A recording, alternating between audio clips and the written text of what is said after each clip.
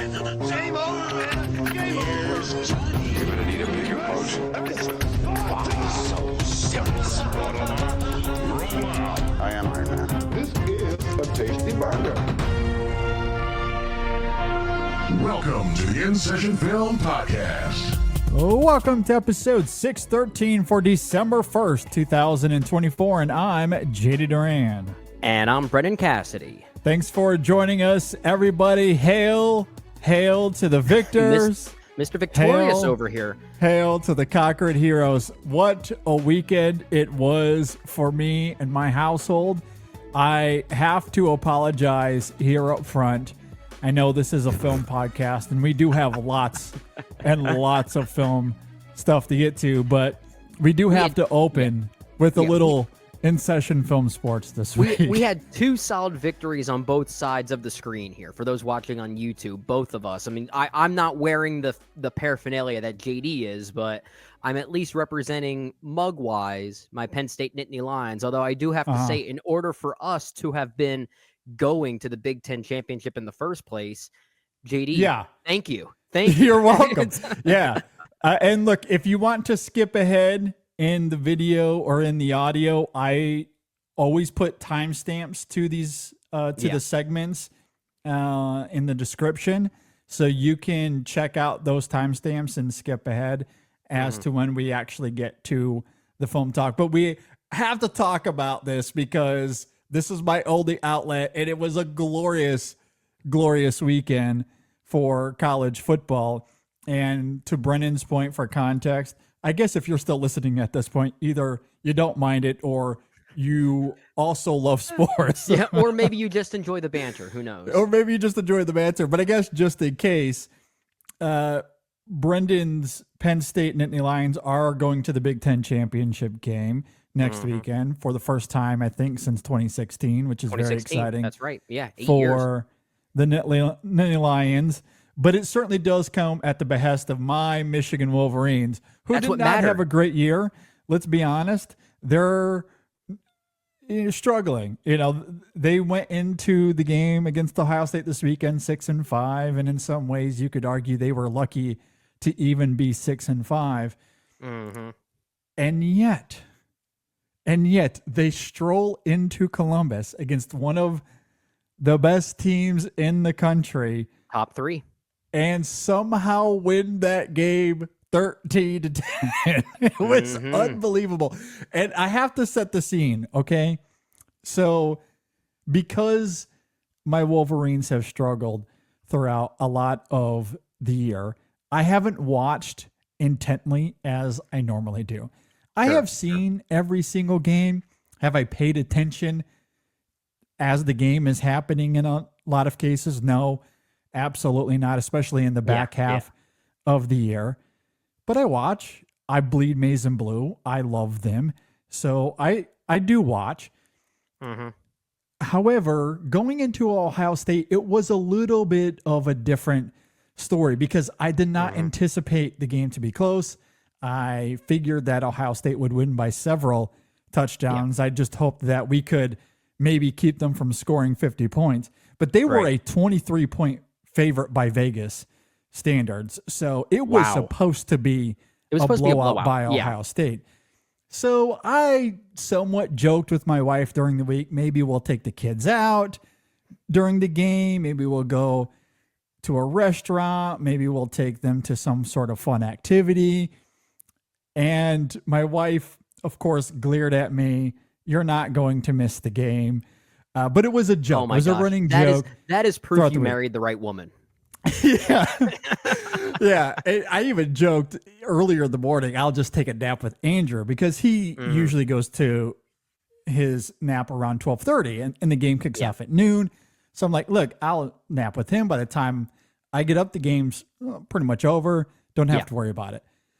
But then my brother called me, and I've talked about this before on the show as well. My brother lives in Indiana. Most of my family is still in Michigan.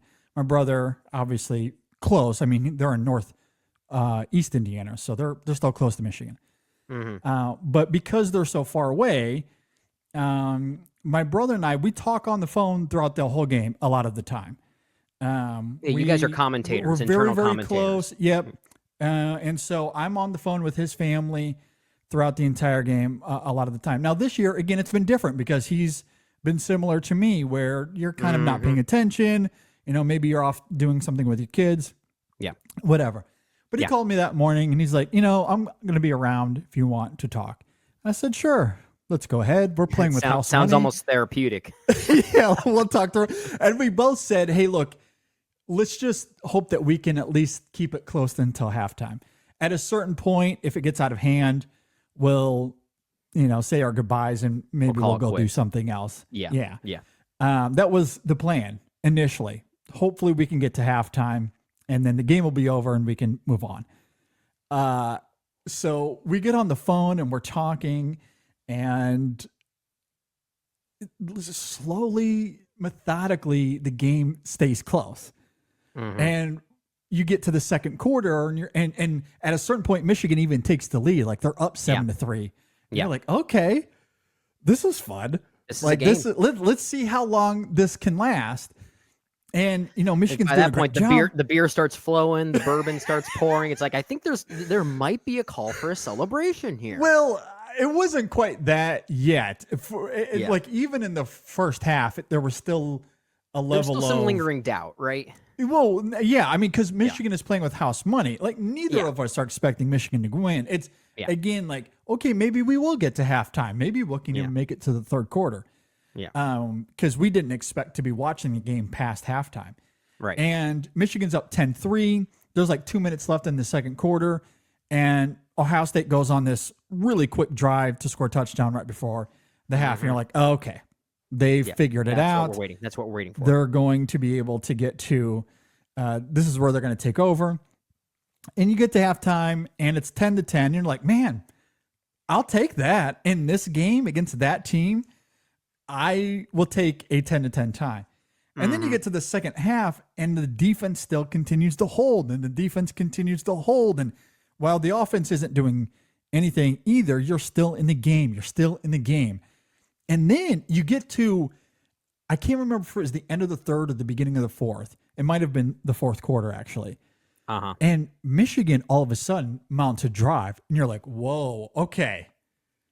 We might be able to take a lead here in the fourth quarter. That was the beginning of the fourth. I remember having a similar moment. Yeah, my heart kind of leapt. Oh, it's like, wait a minute, this is intense. And I think that was the start of the fourth quarter when that happened.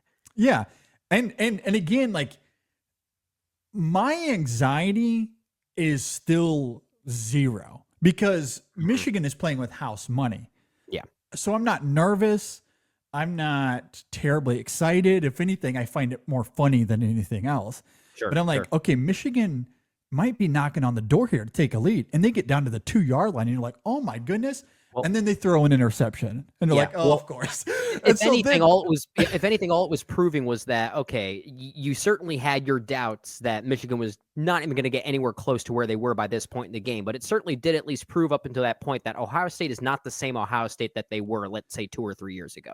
This season, they are a weaker team consistently. And I think most of this game was proof of that. It just happened to start going in a different direction by the time you reach the fourth quarter.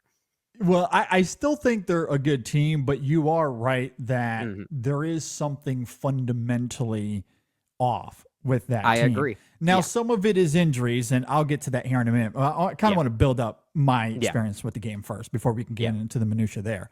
Yeah. But so Michigan throws an interception, and I'm like, okay, maybe this is where their wheels fall off.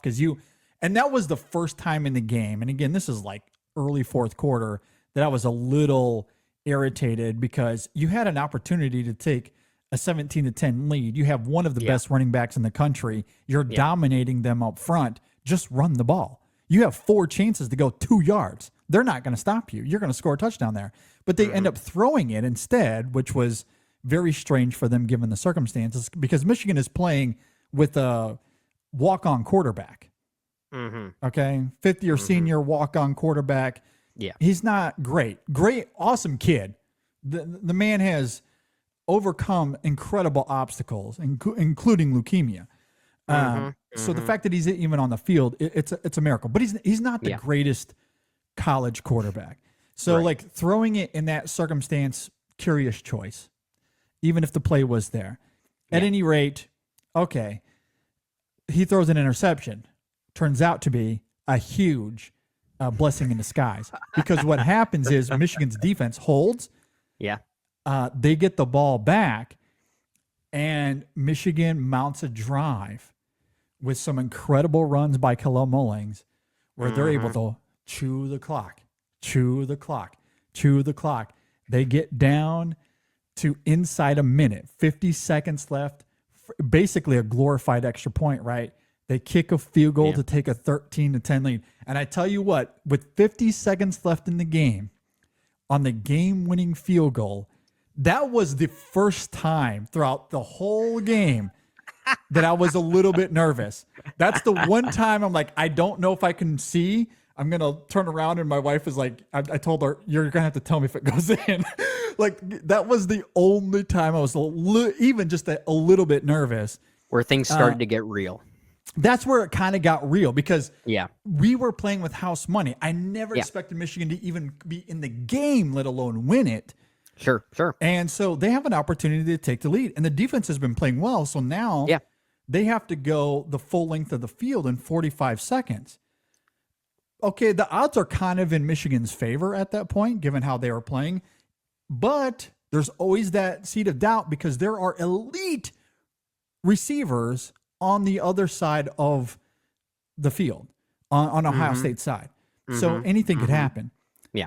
Lo and behold, they didn't even get a single first down on that last drive. They went 4 plays and out, and Michigan wins the game. And I lost my damn mind. It wasn't until maybe 5 minutes afterwards that it sunk in that this was real life. Like, even as the clock hit 0, I'm like, did this really happen? Am I dreaming right now? You know, because you dream of these kind of things happening, but it feels like it never does happen in real life. But this rivalry, Michigan kept that trajectory going, because what is this? 4 games in a row. 4 in a row, 4 years in a row. Yeah, that's incredible. Something was in the water, I guess, to keep that momentum going. It was wild. I could not believe that happened. And I guess to Brendan's point earlier, in terms of the minutia of the game and Ohio State, like there was no business for Michigan to be in this game. Like the talent for Michigan from last year, that like they lost, like all the team that won them the national championship, all those guys went to the NFL. Yeah. So well, most of them, I shouldn't say all of them, because Michigan still has an elite defensive line. Yeah. And a few players here and there, but mostly those guys went to the NFL, and because they won a national championship, and it's a long story, they didn't really recruit well, especially with Jim Harbaugh going to the NFL. It was just a big transitional period, right? Exactly. So they didn't really have the roster this year to compete. I knew that it was going to be a drop off. Did I think it would be as bad as it was earlier points in the year? Maybe not. But we expected there to be a drop off. I like 8-4. So they finished 7-5. I kind of predicted 8-4. So I guess they were kind of close. Pretty close. Yeah. In the end, it was kind of close, but it took a miracle win overall. But I was going to, I mean, a win like this almost makes it seem as equivalent to 8-4. Yeah. This almost counts as 2 victories in a way. In some, in a lot of ways, it certainly does. But like on paper, like Vegas had it right. That is a team that should have beaten Michigan by 23 points. Absolutely. And the underlying numbers prove that out as well. Yeah. Something I've talked a lot about before as well. I'm a big analytics guy when it comes to sports. But this is one of those times where, again, you can throw analytics out. Like when it comes to a rivalry, sometimes it's about how you play the game, and it's about how you coach the game, because what that game came down to wasn't analytics, because Ohio State didn't go by analytics, clearly. No, if they went did not. by analytics, you run the ball to the outside, you run wide receiver screens, or you get your running backs to the edge, or you're throwing downfield, especially into space. That's where Michigan struggled the most. But Ryan Day the head coach for Ohio State, has been heavily criticized for being soft and his teams being soft. There is a great video of him at the end of the game, which I'm sure we'll talk about the fiasco that happened on the field as the game concluded, which was apparently also representative of many other rivalry games that happened over the weekend, and not just between Ohio State and Michigan. But there's a moment after the violence started to dissipate where an Ohio State player was running off the field. I didn't know who it was, but Ryan Day casually looks at him and goes, "What happened?" I think that is perfectly emblematic of Ryan Day's coaching this entire season. Exactly. That it was a perfect representation of who he is as a coach. Yeah. I don't know him as a person away from football. Maybe he's a great guy. I don't know. But as a football coach, he is not a great leader. Now, I agree. He is a good football coach because let's be honest, his only losses over the last few years have been to Michigan. He has rarely lost. Maybe a bowl game here and there. I think they lost in the playoffs one year. To Georgia or something like that. But he wins most of the time. But the last 4 years, he's lost to Michigan and hasn't won a Big Ten championship game. And the big reason they've lost to Michigan the last 3 years leading to this year is that Michigan has dominated them physically.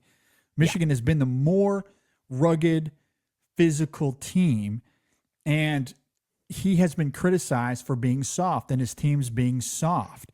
And he wanted to demonstrate toughness.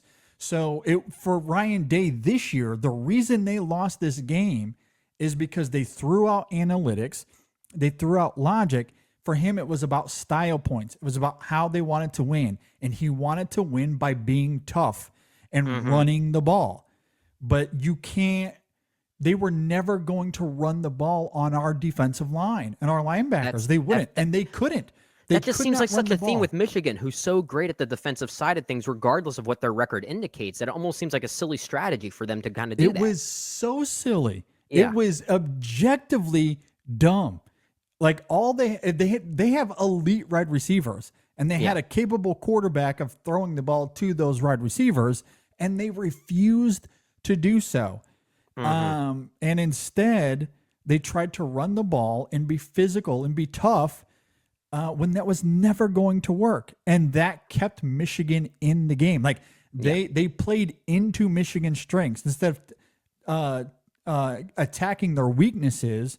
They played right into Michigan's strength, and defensively, that gave them the edge. To the point where Ohio State scored no points in the second half. None. They were shut out in the second half. Absolutely insane. It's insane. Ridiculous. It's insane to also see that since Ryan Day took over head coach for Ohio State, which was when I think it was sometime in late 2018. I think it was. Their record is pretty high over, collectively. It's like 60-something-9, I think is what their record indicates. But they're 1-4 when it comes to Michigan, which is absolutely insane. The exact opposite story is there. No, it was absolutely wild. And I don't have the numbers in front of me. Maybe I could try to look them up. But like the quarterback from Michigan, and again, great kid, not necessarily a great quarterback. He was 9 for 16 for 62 yards and 2 interceptions. Oof. That's terrible. Yeah. That won them the game. Yeah. Like they won the game with that being your quarterback. Absolutely wild. Like it's crazy. Like Michigan had no business winning that game. I can't even talk about my Nittany Lions winning like they did because it really doesn't matter as much. We're going to the Big Ten championship because of how well you guys played against Ohio State. That's the reason why we're going. I mean, that is an absolute fact, and it's a more fascinating game nonetheless. I mean, geez, like it didn't seem that way from Penn State's standpoint during that first drive when Maryland scored in like the first 30 seconds of the game, but it definitely changed course afterwards. But no, this is the more fascinating story, given how well you guys held your own against Ohio State. Yeah, and of course it allows Penn State to go to the Big Ten championship, and it'll be fun to see if they upset Oregon. I mean, that'll be a fun game to watch. But oh, it will be fun. But I'm kind of going into that game with the same attitude that you initially went into the Ohio State Michigan game that we're talking about here. yeah. I don't see this Penn State team being the team that defeats this particular Oregon Ducks. I just don't see that happening this season. No, and I think that's an interesting point because similarly, because of how you're getting to the game, you are playing with house money in a similar way Michigan was with Ohio State. So you have really nothing to lose. You're going to get into the playoff no matter what. Exactly. So yeah, I think that makes you a little bit dangerous potentially if James Franklin can figure out how to coach in game. If he can make calls that make sense, and he's not calling 2-point conversions at the most in proper times, right? Yeah. So at any rate, we'll see. But man, my weekend was wild. I had a great Thanksgiving to begin with, and while we're Happy talking Thanksgiving, sport, everyone listening. Hope you had a great one. Yeah, I hope you had a great Thanksgiving, and on the sports front, that was another fascinating game between my Detroit Lions and the Chicago Bears. That was a heart attack. Baby. That one went down to the wire. Now that one, I was on the edge of my seat the whole time. Yeah. But yeah, that was a fun game. And then you get to this weekend, and yeah, Michigan winning this game 4 years in a row is a reality that I want to say is hard to wrap my mind around, but that's not entirely true. What it does, in some ways it's surreal because we've been used to losing this game for years and years since 2008, because we lost basically from 2006 to 2011 we lost, and then we won in 11, and then from 12 to 21 that was another losing streak. Yeah. So like there's a long gap where Ohio State dominated this rivalry, but when I was a kid in the 90s, this was what it was like. Michigan dominated the 90s. Yeah. So it does feel nostalgic in a way. I feel like I'm reliving my childhood in some ways, which is cute. Really cute, fun. Man. Yeah. It's great. What a weekend. What a weekend. A lot I think with that, a lot happened. More exciting than, perhaps the movie that actually opened in theaters, which we'll talk about later. Yeah, for sure. I think with that, we can go ahead and transition from InSession Sports, and we can get to the film side of things here, which is where most people are talking, or most people are here to hear us talk about. So if you skipped ahead, welcome back. We appreciate you. The critics are back. Still tuning in here. But yeah, now we're going to talk about movies. And we have somewhat of an extended... you say box office, but also general look at the industry from a certain perspective we're going to talk about here. But before we get to that, let's talk about this weekend in its microcosm. So, of course, dominating the box office this week was MOANA 2, jumping out the gate incredibly well. It had a $135 million domestic opening. Internationally, or I guess if you couple the international, the worldwide at this point is 386. That is a film that is well on its way to $1 billion, and it potentially could give Inside Out 2 a run for its money as far as the top movie goes. It's already setting some records from what I understand. One of them being it blew away Thanksgiving records. It absolutely blew away Thanksgiving. Yeah, this is definitely on the verge of competing with Inside Out. And this is definitely what Disney was hoping for, we'll simply say. Yep. And we're going to talk about that a little bit more. Yeah. Maybe not even a little bit, a lot more here in just a moment. Just a few more moments. Yeah. In just a few moments. So, yeah, MOANA 2 absolutely smothering the box office this week as expected. We all anticipated that, that it would do well. So, number 2, no surprise here either. Wicked having another good weekend, a 29% drop at the box office, but bringing in another $80,000 domestically. So it had a really, really good second weekend. It's now up to 262.4 domestically, worldwide 359.2. So Wicked still pulling in some Wicked numbers. Yeah, as we would nice, expect. nice. Yep, as we expected. And third, again, probably anticipated, Gladiator bringing in a haul of 30.7 domestically, a 44% drop off. So a little bit more of a drop off there than Wicked percentage wise. But that film now domestically is at 111, worldwide 320. That one doing quite better internationally, as Yeah. again you would anticipate with something like Gladiator 2. Mm-hmm. So that one doing very well. A higher budget on that one, though. There's still more room Yeah. for that one to try to make up. I think I had like a $250 million budget, but Yeah, it is doing 250. Yeah. but it is doing well enough overseas that I feel like it'll still overall do fairly well. So I can at least expect that to happen nonetheless.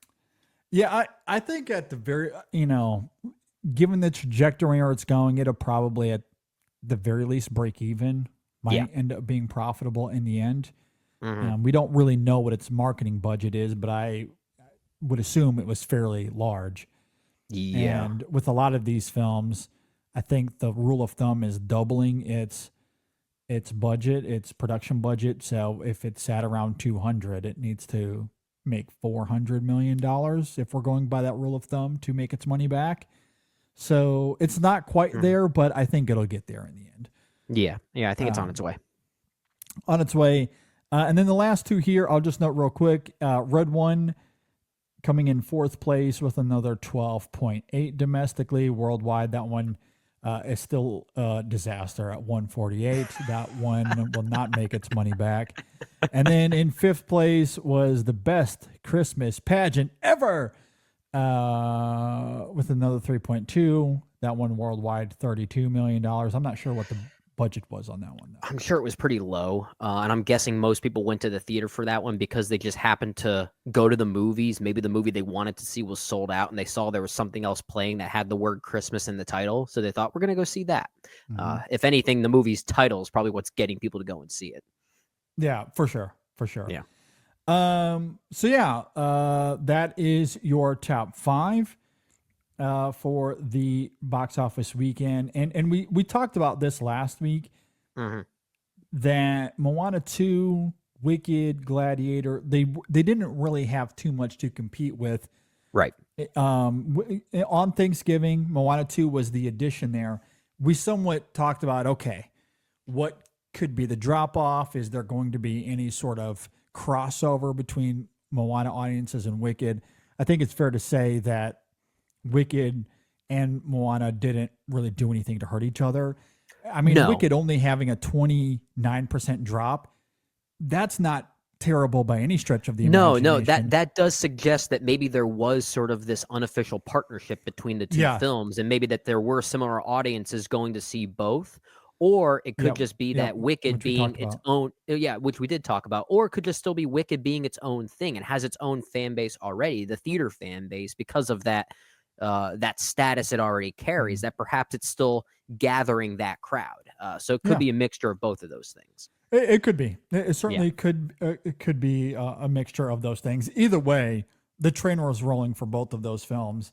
Yeah. And didn't really put a dent into each other at all. No. If anything, Gladiator might have taken a little bit of a hit, but I think that is perhaps expected because it's Gladiator. I don't know how large its audience would extend beyond that first weekend because Glicked wasn't really a thing. People weren't going to see both of those films together. Yeah. The Gladiator audience wanted to see that film and they went. Yeah. I think the second weekend drop is perhaps expected. There's going to be some word of mouth, so there'll be some late audience trickling in to see that film.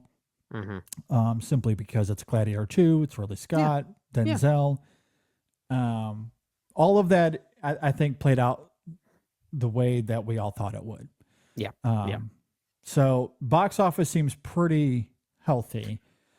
Pretty expected. At least at the moment. Yeah, I'm curious to see what happens next weekend. If we talked about this already just a few minutes ago, this idea that perhaps there is this unofficial partnership of sorts forming between Wicked and Moana 2, that maybe there is some crossover between audiences and they are ultimately going to see both, which we hypothesize could potentially happen, right? I think that drop off, that 29% drop off you said for Wicked, is still showing very healthy numbers, which demonstrates that maybe that is possibly the case. I am very curious to see how this plays out next weekend, to see if there's some type of similar healthy competition between the two in that regard. Very curious about that. Well, yeah, and we somewhat talked about this last week. There's no competition this coming weekend. Exactly. You have Night Bitch, which will play to the award season crowd. Next $1 billion movie, Night Bitch. The Order, you have the horror films and werewolves and Y2K. Look, the horror films will show out, or the horror fans, will show out for those films. But I don't like the audiences for Night Bitch and those horror films. I don't think will put a dent into Wicked or Moana 2. So, I think we're in for another big weekend. Yeah, we are for those two, and maybe for Gladiator too. Yeah, I think I wouldn't be surprised if those three still end up being the top three at the box office, where we'll end up talking about possible success stories with movies like, let's say, Night Bitch or Y2K, is whether those movies do well enough compared to their lower budgets, and that'll be a separate story. Which in many of those cases, a movie like Y2K, for instance, if the horror fans do show up to that, that could be a reasonable and healthy number given its maybe lower budget. Most of those movies are made relatively modestly when it comes to how costly they were. So the success stories for them could be very different, but they're not going to compare to a Moana or a Wicked. That's just not going to be the narrative. No, certainly not. But I am curious to see how those smaller films fare, because we are getting quite a few of them. You got the Night Bitch. The Order is also coming to theaters, and that's a good, solid movie. If it's coming to your area, I would recommend going to see The Order. I really enjoyed that one quite a bit. I don't think it'll have any sort of awards potential, but it's a fun little solid thriller. Night Bitch, of course, I recommend for the Amy Adams of it all.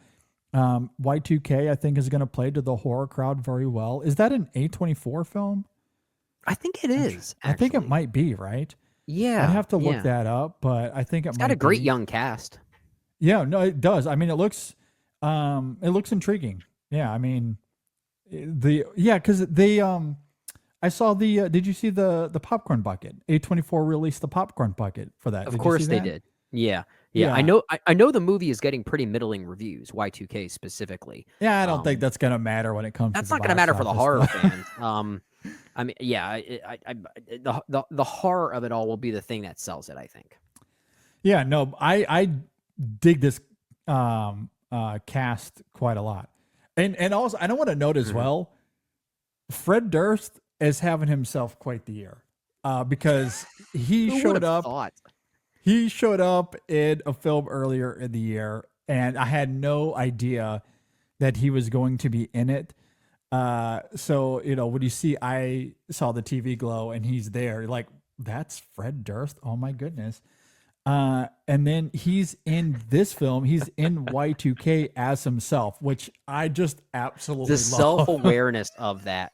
And the fact that there's a self-awareness to him, and especially with regard to his legacy as the singer of Limp Bizkit, that I just think is so hilarious. It's so good. Given the fact that he has also directed a few movies, one of them being the notoriously awful The Fanatic with John Travolta, which I'm sure you've heard of. There's literally a scene in that movie where Devon Sawa is playing music for his son in his car, and it's Limp Bizkit, and the character literally says, "You ever hear this great music? It's Limp Bizkit, man." It's one of the most hilarious forms of like letting the chip on your shoulder grow as much as possible that I think I've ever seen a director do. Oh my gosh, no, I love that as a narrative in 2024. I do too. That's so yeah. good. yeah. So yeah, a really interesting cast there. Excuse me. Despite the middling reviews, it is a film I'm just intrigued by. I probably won't have time to see it before year's end, but once we get through our awards campaign, the InSession Film Awards, rather, in January. I'll probably give that one a spin once it comes out on demand. At any rate, I am intrigued by this weekend. So you have, those three films. You have Werewolves: The Return also going to theaters, in amidst to a lot of other limited releases, right? Such as Hard Truth, which is one that I'm desperate to see. Joshua Oppenheimer's The End is in limited release this weekend as well. Oh Canada is in limited release. Oh yeah, that's coming out too. There's some really intriguing films that are going to be hitting theaters that again won't compete with the Moanas of the world, but in terms of this fun little variety that we're going to get. Yeah, and could hold their own within their respective audiences. Yeah, exactly. Okay, so let's go ahead and transition from there. That is the box office, where we stand from this last weekend and moving into the next. But we're going to use that to spearhead a larger conversation about the industry and where things might be headed. Specifically, let's talk about MOANA 2. So MOANA 2 was originally supposed to be a Disney Plus show, right? Yeah, I'm not sure how many episodes it was supposed to be. Yeah, I don't know. Given the movie that we saw, I would have guessed like 3 or 4, but I don't know if it was more than that. I don't know if it was meant to be a mini series or perhaps an extended series, but it was nonetheless prepared as Disney Plus content, not a movie. That was the initial goal. Yeah. So when you go to see the film, it is quite like the evidence is there that this was meant to be a long form limited show on Disney Plus. And so that's how the film was crafted. That's how it was made. Yeah. Later, they decide to re-edit the film and put it in the theaters. So here is why MOANA 2, and this is going to sound maybe a little facetious or a little harsh up front, because we're talking about MOANA 2. We have thoughts. But like MOANA 2 is a deeply, deeply, deeply evil movie. Okay. Now, you go, dude. You go. Here's why. Because again, they made it as a series. So given how streaming contracts are structured, the animators that were brought on for that project were brought on via the streaming financial contract that is currently out Basically, there. the streaming rates. The streaming rates. So that's how they made that show. And Disney comes along and says, hey, now that it's done, let's re-edit this and put it in the theaters. And guess what the animators are going to make from MOANA 2 rendering $1 billion at the box office? Well, I'm guessing it's not going to be... Fat zero. They're going to get nothing. They essentially made the film with a production that would be half of what a feature would be, and are going to rake in $1 billion. Was this just a coincidence? I don't know. We're talking about one of the greediest companies in the world.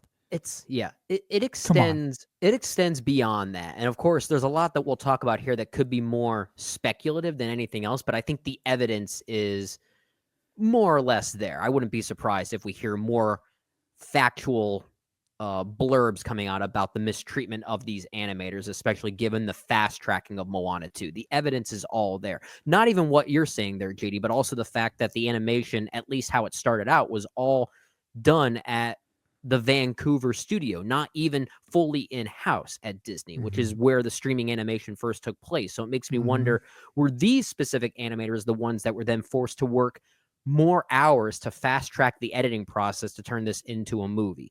Because you can even tell in the final product, there's a patchiness to the animation product, to the actual animation itself. It is Yeah. not as fully realized as Moana was back in 2016. There are sequences in Moana 2 that look very beautifully rendered, and then there are many that look like a pure downgrade, like it was designed for a different medium.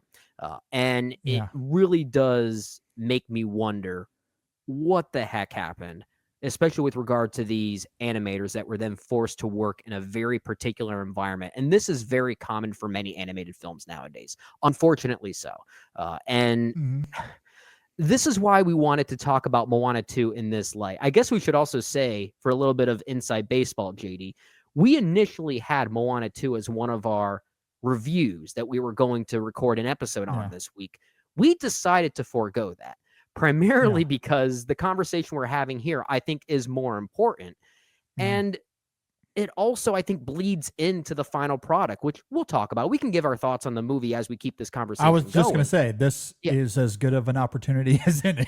Yeah, it's like I don't like the movie at all. I think even just judging the movie as a movie, it is a very patchy product. It really does remind me a lot of when Disney would release their direct-to-video sequels, Yeah. like The Lion King 2 or Cinderella 2, whatever those countless examples are. Because this was meant to be direct. That's video, exactly so what to it was speak. meant to be. It absolutely was meant to be that very thing. And you can really sense it in the film. And the film itself is so beyond mediocre. But I think given these circumstances, it's turning it into one of my least favorite movie experiences of the entire year. It's not necessarily the worst film of the year, but it could very well be my least favorite because of the mediocrity on screen and the fact that it was so fast-tracked, perhaps unethically. Mhm. It leaves such a sour taste in my mouth that this was what they chose to do it for, simply because they needed a hit, or at least they claimed that they needed a hit. Perhaps this was, due to the surprising bombs of, let's say, movies like Wish or Strange World from last year. This is something Disney is trying to catch up on. And that just everything about this just makes me feel so ugly inside. Like it doesn't make me feel good at all. Well, yeah, I mean, and that's why I somewhat jokingly, because it's funny, we're talking about Moana 2, but the reality is this is a deeply evil project. Yeah. And I don't believe Bob Iger. I just don't. The man has proved over and over again that he is one of the greediest mother you-know-what on the planet.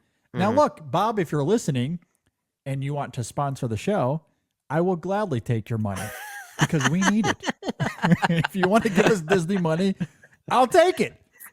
Not sure if Disney needs it. Maybe their animators need it. I'm not sure if Disney We're not on the needs it. payroll.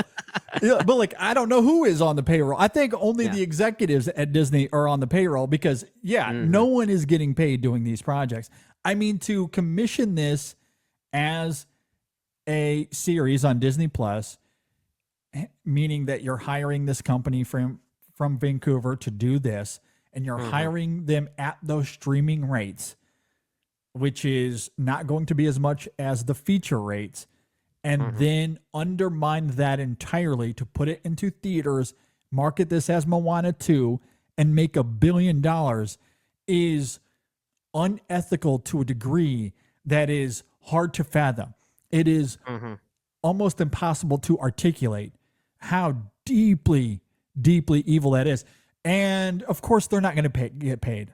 Now, if Bob Iger comes forward this next week and says, look, we saw the early footage of Moana 2. We wanted to put it into theaters, which is a quote that he had previously said. If he says that is actually what happened, we are going to pay these animators what they are worth.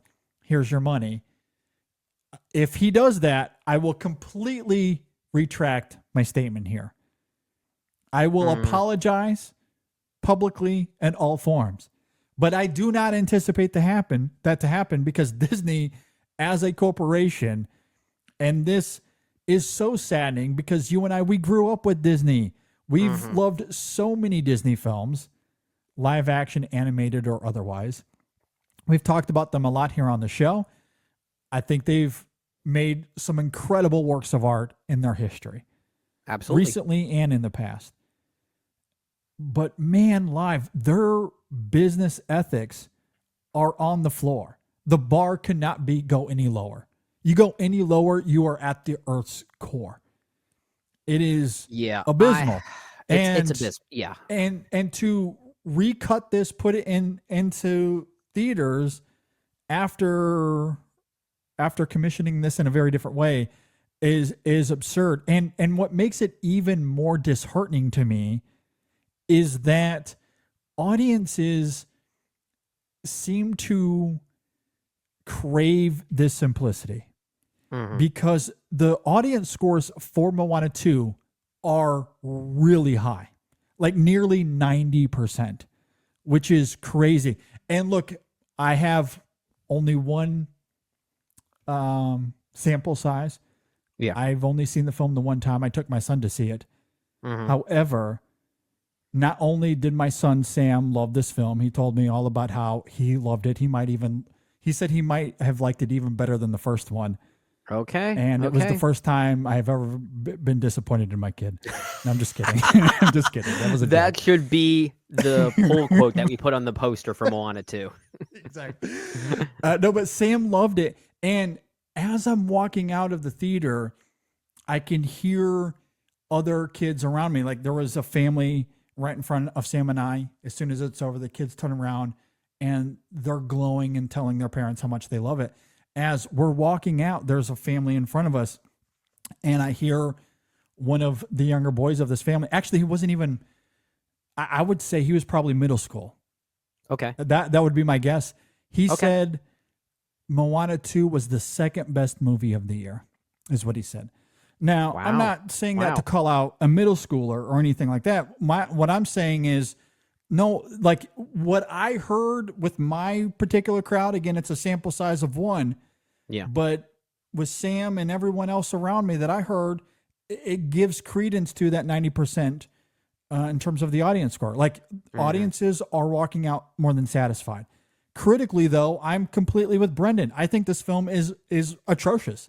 I think it's really bad. The animation is disjointed, very uneven. As you were talking about, the musical numbers are utterly forgettable. Yep. It's narratively, it is essentially the same as the first film, but without the charm, without the humor, without the fun, without the great music. It is the first film, except without all of its best qualities. Yeah. It's just not a very good movie. It's not. And yet audiences don't care. They don't care. And Disney is being rewarded for mediocrity. They know this film is bad. They don't care that it's bad. All they care about is that it's Moana 2. It's a sequel that they can push to a film that has become quite beloved since 2016 when it first came out. And they knew they could make money off this. And they did it in a terribly unethical way.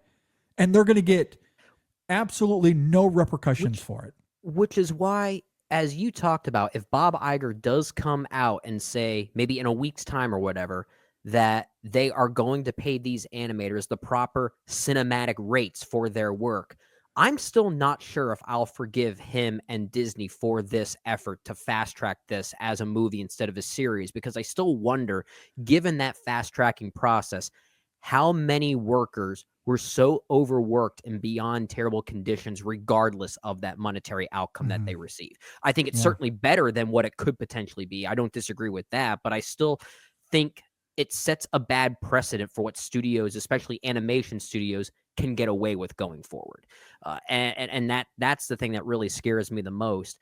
And what even scares me more is, given some of the comments on why Moana 2 was fast-tracked to be in theaters anyway. I think it was Jennifer Lee, one of the leading animation storytellers over at Disney, that said, and I pulled this quote here from, I think it's from Yahoo Entertainment or even Cinema Blend. It came from one of those two sources, where she basically said, supporting the theaters is something that we talked about. We love Disney Plus. It will eventually go there. You could really put it anywhere, but these artists create stories that they want to see on the big screen and that we want the world to see on the big screen.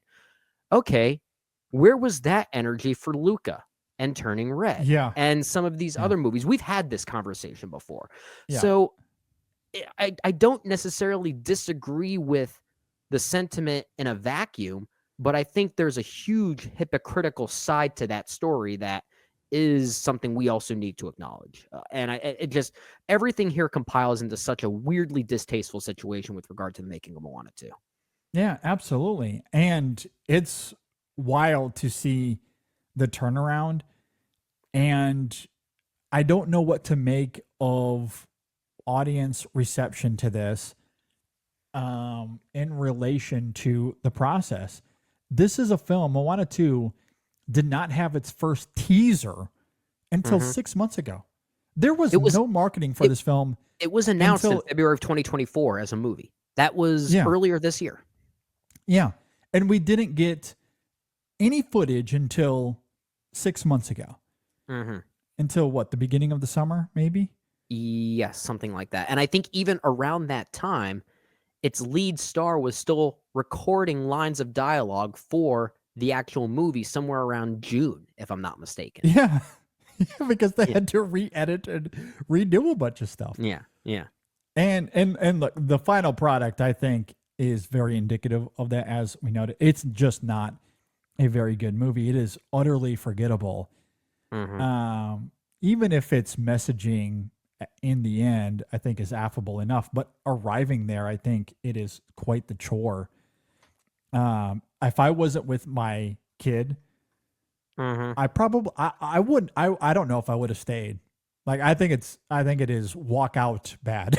Like, it is a chore. I think it is a chore to get through. Like, there's just no charm or fun to be had in the film. And again, that's not on the animators or the performers. No. It's on the producers here, the executives, fast tracking this to theaters when it was meant to be streaming. And the fact that audiences are eating that up, I just, like, what that says about film culture here in the United States, and is that representative of something moving forward? I think that's kind of concerning. It is. I think that's a little concerning. There is a bleeding between, or a blurring of the lines, I should say, between movies and content, right? And I think for general audiences, perhaps those lines are getting blurrier by the minute, really, because Moana 2 feels like content. It does not feel like a movie. You can really tell that this was designed as a streaming thing, right? Each act feels like an episode. Each act has its own tonal identity in a way, its own narrative trajectory. Yeah. Which is why it's not a coincidence that there are 3 directors on this movie. It almost feels like each act was directed by a different person. It really does feel that way. It really does feel that way. Yeah. Yeah. And the fact that there wasn't any marketing until earlier in the summer, 6 months before its release. And honestly, I don't think the marketing for Moana 2 was all that extravagant anyway. I think I'm sure it had a proper budget. I don't know if it was as large as anything we've seen before. The marketing felt kind of tame comparatively. And that leads to a broader conversation that we can also tether to this particular discussion as it relates to sequels, and that being the major appetite of consumers. Because last week, and we wanted to talk about this last week, but we ran out of time, there was a report that 2024 could be the first year ever where the top 10 movies at the box office would all be sequels. Now, that might not entirely be true when it's all said and done, because Wicked is going to have something to say about that. And no, Wicked does not count. I know it's a prequel of sorts. That does not count. That is not a true sequel. It's not a true sequel. It's not even a true prequel. But it is IP. You know, like it is still IP in a way, especially given the fact that it's based off a very popular form of medium, being the Broadway musical. So there is still connectivity there. It's not an original film, to say the least. Yes. So looking at the top 10. Now, I don't know if the original report was talking about domestic or worldwide. I have both of the top 10s as it stands Okay. in front of me right now. Okay. So just looking at it domestically, this is as of December 1st. Obviously, things could change Mm-hmm. in the next 30 days, although I don't foresee things changing that much. So we have Inside Out at number 1, number 2, Deadpool and Wolverine, 3, Despicable Me, 4, Beetlejuice at 4, 5, Dune Part 2, 6, Twister, 7, Godzilla and Kong, The New Empire, 8, Kung Fu Panda 4, 9, Bad Boys Ride or Die. Yeah. And at That's 10, a sequel I can get behind. exactly. Kingdom of the Planet of the Apes, which is another sequel I think I can get behind. I can get behind that one too. I didn't love it as much as you did, but I did like it enough overall that I feel like there was still an artistry to that one that I was okay seeing do well enough. Yeah, and I love Dune Part 2, spoiler alert, that's in my top 10 as it stands currently as well. Yeah, I know that there's a bit of a gray area as to whether that's a quote unquote sequel or not. I'd Well, still then- count it. Yeah, I mean, I'd still say it qualifies. I but mean, it- I'll put it this way. Yeah. I agree with you. I think it's labeled Part 2 for a reason. yeah, So it's less a sequel. It really is literally a Part 2. it's a second half to another movie. It's the Yeah. second half. It's the second half to a larger movie for sure. But at that point, then it at the very least tailors to what you were just saying there about Wicked. Yeah, exactly. That it's at the very least it's part of an existing IP. So if Exactly. that's how we're Yeah. going to qualify this, then it certainly falls under that umbrella. Then it does. I agree. Yeah. Now looking at the worldwide box office, actually, now that I'm looking at this, it's pretty much the same except Venom: The Last Dance is also in there. I don't Okay. think that was not part of the domestic. No. No. So it's pretty much the same list. It's Inside Out 2, Deadpool and Wolverine, Despicable Me 4, Dune, Godzilla X Kong, Kung Fu Panda 4, Venom, Beetlejuice, Bad Boys Already Die. Yes, still in the top 10. And then Kingdom of the Planet of the Apes. However, we do know that is going to change because we just talked about not, too many moments ago, Moana 2 is off to the races with $386 million worldwide in its opening weekend. That's that huge. already sits at number 11. So in its opening weekend, it's jumped to the number 11 spot on this list. So that will inevitably end up in the top 3. Will it jump Deadpool and Wolverine? That is the question we shall see. But I think Yeah. it'll get to $1 billion. Oh, it absolutely So- will. I think it's definitely going to give Inside Out 2 a run for its money. Yeah, that was 1.6. So That's insane. that's crazy. I That's mean, crazy. give- Inside Out 2 got to 1.6, so almost 1.7, really. Okay, I don't mean to get too hyperbolic here, but are we at a point that we can start predicting? Are we getting close to a $2 billion movie? Well, we've had that. Avatar did I know that. we've had that, but are we having that prediction for something else Oh, to happen gotcha. like that this year? Is what I I'm don't think saying. that's happening this year. No. Okay, No, I don't think it's going to get to 2. It's could way too it- early to tell. Like, I think it's going to fall somewhere between Deadpool and Inside Out 2. That's what I anticipate. And of course, all Disney-owned properties. How about that? I know. They're going to end up with the top 3. That's really sad. Yeah. So Moana 2 will crack the top 10, but that is still a sequel. Yeah.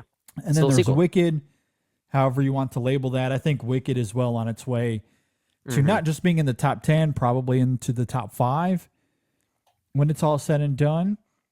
We'll see if it can jump June Part 2, if it'll get past Despicable Me 4 at 969.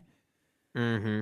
I mean, Wicked is well on its way to perhaps landing in that area. So I think it is. We'll Yeah, see. I think it, and I think theater going for Moana 2 will even help it. I the more we talk about this, the more I think that there is a possible partnership forming between the two that people didn't expect. I think people tried to make Glicked a thing, and it's turning into Wakona, mhm. or however you want to combine those two titles. Yeah. But that is to say, circling it back to Moana 2. Mm-hmm. people, they love their IP. They do. And all this does is give these executives incentives to keep doing this. Yeah. We cry for more originality. We want more original films to be in Hollywood. If you're an executive, why on earth do you care about originality at this point? I don't know why we're blaming the studio executives here. Honestly, I think Should be the people mirror going to needs the be movies. pointed back at the audiences at this point. And it becomes kind of a double standard, right? Because on one hand, we're constantly praising numbers like this when we see movie studio, or not movie studios, but movie theaters succeeding, right? We like to see movie theaters succeed. We want to see movies get back to a place where they're profitable, they're making money. But I also don't want to see it for these types of movies all the time. It becomes this weird double standard. I don't want to make it seem like we're contradicting ourselves in a way, but I think we kind of need to, and we need to separate particular types of art that we want to see succeed like this. Because I think you're right. I think the audience and those who are constantly showing up for these movies, they're incentivizing the studio execs to keep doing this. Yeah. And that's where, like, the more you incentivize them to do this and you give them free reign to do this, that's where these more unconventional and even unethical business practices start to come into fruition. That's where they're birthed from. Yeah. And that's an unfortunate reality. Yeah. And to emphasize that point further, let's look beyond just the 10. Let's look at the 20. Okay. So okay. 11 through 15. As it stands currently, Moana 2.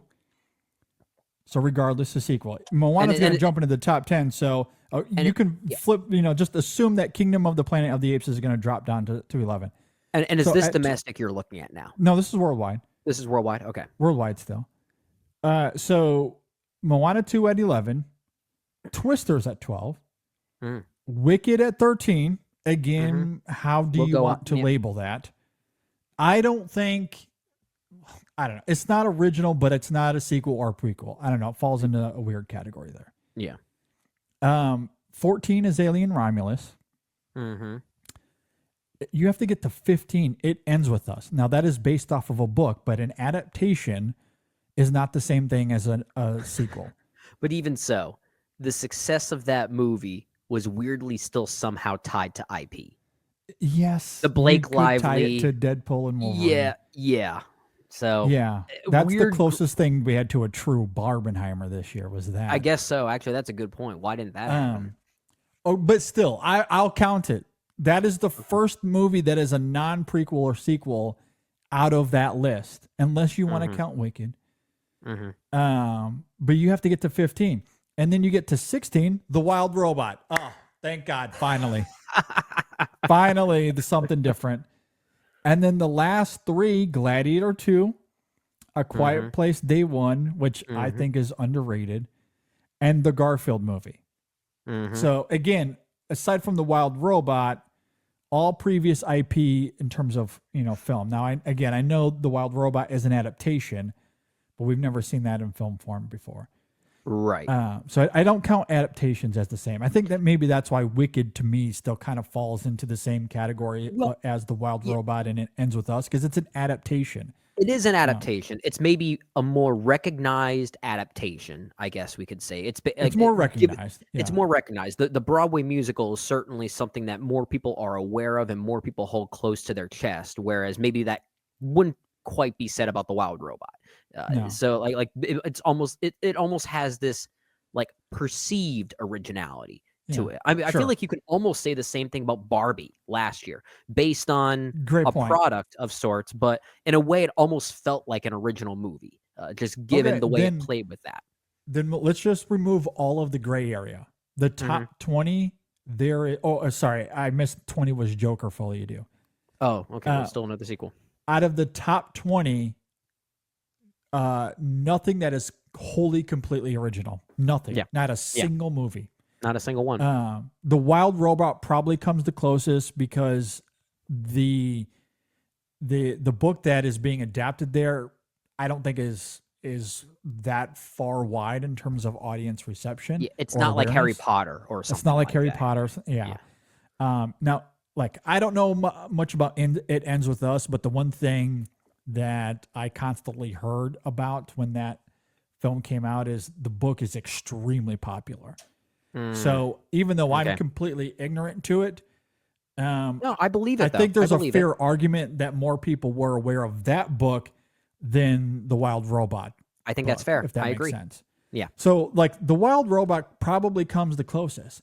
But if you just want to argue all of that is based off previous IP, then there's nothing in the top 21. And then 21 is Ghostbusters Frozen Empire. Like at might still be the worst 22 movie of the year. I know. At 22, you have the John Krasinski film If, which I think that one is an original film. That is. Yeah. That is completely original. You have to get all the way to 22. Why? Now, part of this also, to be fair to audiences, I mean, Hollywood isn't offering us all that much. Like all they give us is sequels and prequels and IP. Yeah. So of course that's going to be what's in the top 10. But I think this is something that's been building and building for years. Like I've made this argument for a long time that, you know, because the discourse has always pointed a finger at Hollywood studio executives. All they're giving us is IP garbage. Yeah. However, this goes back long before now. Like you look at the box office for decades at this point, going back to even the mid 2000s when the comic book craze was really starting to shift. Like for years and years and years, you started to see the sequels in the IP. Those were the things at the top. So slowly but surely, those were the things that Hollywood started to greenlight more and more and more, because that's what audiences started to respond to. Yeah. And then it got to a point where your mid-budget movies are gone. Your original movies are slowly starting to disappear as well, because that's what audiences have incentivized Hollywood. We can complain about executives and what they're greenlighting all we want, but this goes back years. A decade and a half at this point. It starts with the audiences going to the theaters and incentivizing these executives. They're not greenlighting these movies because they hate originality. They don't give a shit about originality versus IP. They're risk averse when it comes to that stuff. That's the thing. What they care about is money. It's all about the bottom line. If it was the reverse and originality was making $1 billion and sequels and IP were making nothing, guess what would happen? We wouldn't see a goddamn sequel ever again. Yeah. It would all be about original films. That's what this comes down to. It is the bottom line.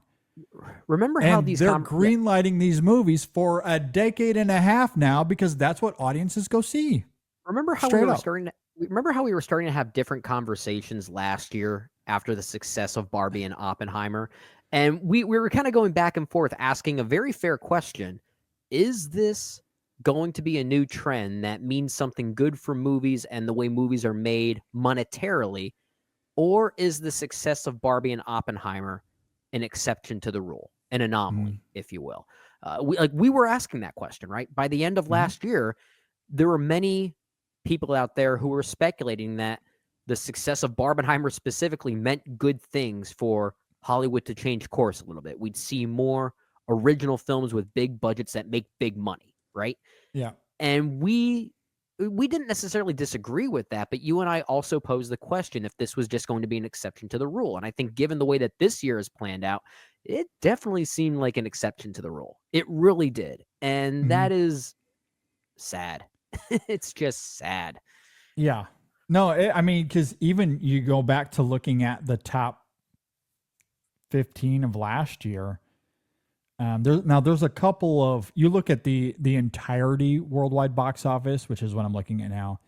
There are a couple of international films in here, but outside of Oppenheimer, I mean, again, what do you have? Like, if you want to include Barbie as IP, then sure. I mean, that is certainly a big reason. Now, I think there's more that goes into it. It is the Oppenheimer of it all. It's everything we talked about last year. Absolutely. But you have Super Mario Brothers in there. You got Guardians of the Galaxy. You got Fast X. You got Spider-Man Across the Spider-Verse, Wonka, a Mission Impossible movie, a Little Mermaid movie, Okay, you get Pixar, Elemental. That's an original film in there. That's at 13. Ant-Man and the Wasp, Transformers: Rise of the Beast at 16.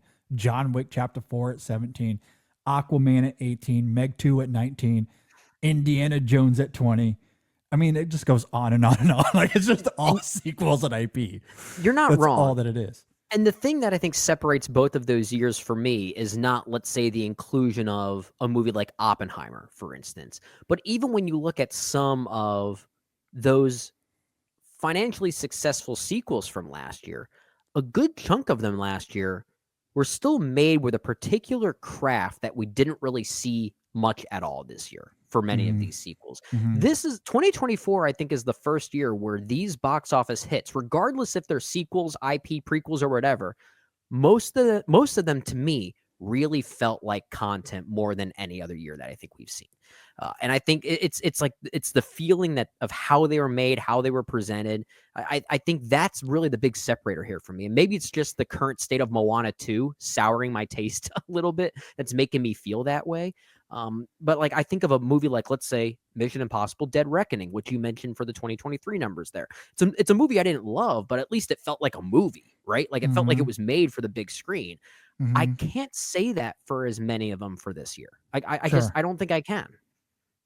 No, I think you make a great point. I do think last year had more, I was talking about the top 20 there in terms of worldwide box office, but there were smaller narratives throughout the film, or throughout the year, excuse me, that were intriguing for sure. Yeah. Oppenheimer being the exception in terms of breaking through, not just being an interesting narrative, but almost $1 billion film. So that certainly had a wide reception. You don't have nearly as much of that this year. The Wild Robot probably being the most fascinating, as we talked about the last few months. Sure. But generally, while I do understand the criticisms being lofted at studio executives, and I'm certainly not trying to excuse them, I've been just as critical of these studio executives. I just went all in on Bob Iger not even 20 minutes ago. Okay. So I am not pro studio executives.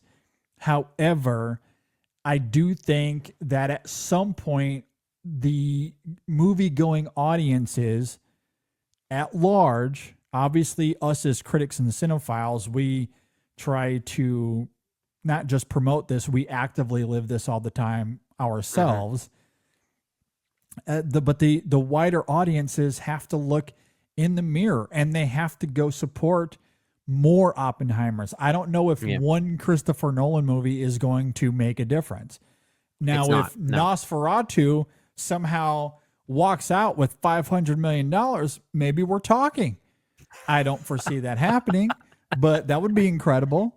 I would love that. And then Robert Eggers gets tapped to make some type of superhero movie like Swamp Thing or something like that. Yeah, who knows? Something along those lines. But look, I mean, all of that to say, this has been going on for years, for a decade and a half, maybe longer. You're right. That when it's been sequels that have been dominating the box office, even going back to the 2000s. And when people are voting with their wallet, why would this, if you're the head of a studio and all you care about is the bottom line, and you're noticing a trend that it's the superhero movies, it's the building a universe, like a great example, that Tom Cruise Mummy movie comes out. Now, that was an attempt to build a universe, and we want sequels and prequels. I can never unsee that Dark Universe logo. Can never unsee it. Yeah. They gave up on that immediately because you know what? They don't care. They don't care about prequels and sequels and universes. They care about the bottom line. Yeah. And that film tanked hard. Yeah. They care about you're right. They don't care about the cinematic universe that they were building necessarily. They care about the idea that it could potentially make them money, because cinematic universes were big money makers at that time. They were going after what they thought was a sure thing. And then they realized, given that film that they released, it was no longer becoming it was not a sure thing. Yeah. Yeah. But guess who is going to get a lot of money to make his next movie? Now, he was always going to anyway because his name's Christopher Nolan, so I just gave away the answer. Yeah. But, Oppenheimer making $1 billion, that was always going to give Nolan an excuse to make another film. So, like my point is to say the studios will reward what is working. Yeah. And if we as a society want more originals, and obviously I'm not speaking to cinephiles, it means I'm probably speaking to nothing because everyone listening to this episode, you're probably a big cinephile. Yeah. Maybe you're another critic. You vote with your wallet already, but the larger audiences don't. Yeah. And that's how we end up here. Yeah. Because these execs only care about the bottom line. And that is the bottom line. And that is the end of our segment, now titled The Bottom Line. We just started a new segment. I feel like if there's any message here, and of course we're critics, we look at films in a different way than most audiences do. But if they're going to focus on that bottom line, can we just put out good versions of these types of movies? Because we've seen we've them argued do that about before. that a lot too. Yeah, like let me say it this way: a movie like Alien Romulus from earlier this year. I didn't like that movie. You didn't really care for that movie, but it was beautifully made. It was made with genuine artistry and craft. I would love to see a movie like that succeed, regardless if I cared for it or not. And if we're able to capitalize more on that type of mentality when it comes to still simultaneously achieving the bottom line, then we wouldn't even be having this conversation. I'd care less about the fact that all of these sequels and IP related forms of content were being this successful at the box office. If it was actually, good, right? Yeah. And that's a huge difference we especially, and this just speaks to the power of branding, we've got to stop rewarding Disney for mediocrity. And I will stand out on a pedestal and shout to the heavens for Inside Out 2. I think that film is genuinely very good. For me, it's one of the top 5 animated films of the year. It sits comfortably at my 5th spot, but it sits comfortably at that 5th spot. I've seen pretty much every animated film to come out this year, at least to Western audiences. I'm sure there's plenty of international films and anime that I haven't seen. But of the what I would consider the major releases here in the United States, it sits comfortably at 5. Nothing will top it. Okay. Spoiler alert for another one that comes out in just a few weeks. But I think it's very good. I think it is a very good sequel. I really like it a lot. But generally, Disney has been putting out a lot of sludge, and that includes Moana 2. And while the quality of the story might be great, I'm really rooting for Barry Jenkins. But no matter how much heart is in that film, no matter how great the performances are, no matter how great the story is, that film looks like trash. I agree. Looks awful. I agree. We've got to stop rewarding Disney for being so lazy. And that's exactly why we're so hard on Moana 2 right now. We've called the film pretty terrible, right? And given the circumstances of how it was made, it's why it is among our. It sounds like the case for you as well. It's one of our least favorite films of the year, just given those circumstances and given that mediocrity. I just don't understand it, especially given the fact that Disney has a live action version of Moana coming out in 2026, if I'm not mistaken. Wouldn't you want to make sure that Moana 2 is way better than it has any right to be to maintain the momentum of how great this universe is? I feel like this is not the way to go. I feel like that's a huge risk that they're taking. I mean, I don't know. I guess it isn't much of a risk given the fact that the movie's being so successful and audiences love it. I'm more speaking to people like us who may feel the same way about Moana 2. It makes me less interested in the live action remake if I had any interest in the first place, but now it's even less. It just it goes back to your point. Rewarding mediocrity and finding themselves complacent in that mentality it's unfortunate. It's just unfortunate. It is. But Mufasa is going to make another gajillion dollars. It is. It's just, unless an act of God occurs, an act of Mufasa occurs, it's just not, it's not going to tank. I don't foresee that happening. Yeah. I think it's going to do quite well financially, and we've got to stop rewarding these big movies from looking so trash. Yeah, agreed. agreed. In some ways, I kind of wish Romulus was an even bigger hit financially. I agree. Because I want those films to be rewarded, even though I didn't like that film as much. Like looking at the top 15 here, I certainly liked Dune more. I liked Inside Out more. I loved Venom more, despite how crazy messy that is. I liked Beetlejuice probably more. Kingdom of the Planet of the Apes, of course. Bad Boys Ride or Die, yes. Yep. I probably liked all those films on the whole more than Romulus, but The Craft of Romulus, you could make the argument that film still deserves a nomination for Best Cinematography. I agree. It's so good. So yeah, I mean, I want more Romuluses and less Beetlejuice. Although I did quite admire that one. No, I think there's a good like Beetlejuice. I don't mind being as much of a hit as it is, but I would also love to see more. How about less Godzilla X Kongs? Oh yeah, less of those, but definitely more Bad Boys Ride or Dies. Yeah. Again, we're talking. Yeah, that was fun. There's a creativity to some of those movies. And that circles back to your larger point. If this is the world we're going to live in, just make good movies. At the very least, just make good movies, please. Simple as that. Yeah. Simple as that. Because apparently a lot of these films, not all of them, but a lot of them are going to be rewarded anyway.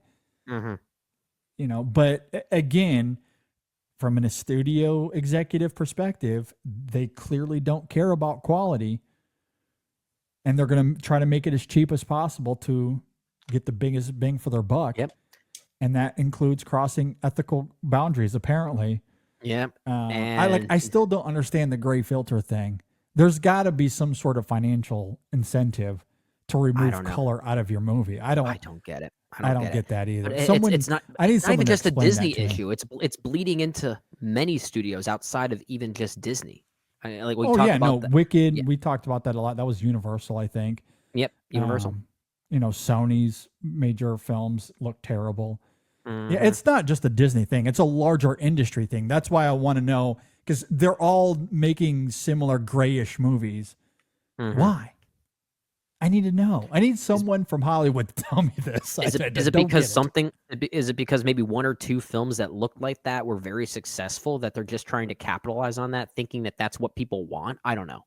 I don't know where that trend started. I really don't. All right, Brendan, we need to talk about audiobooks. I love a good audiobook. We love good content like that. A lot of great content over there, Audible. Yeah, audible.com. It is a great way to listen and absorb your books and your podcast. I know they have podcasts over there as well. Yep. I love Audible. I use it all the time. I've been a subscriber for quite a while, and I'm currently going through a hockey book right now that I'm really enjoying. And that's the great thing about Audible. You can find all kinds of content. I mean, they have sci-fi. They got your fantasy. They got, they got your Harry Potters and your Lord of the Rings. They have your young adult novels. I'm sure they have the Bible, even, your religious texts. They've got everything. They got everything over there. I've been knee deep in the autobiography of Miles Davis. So they've got everything over there.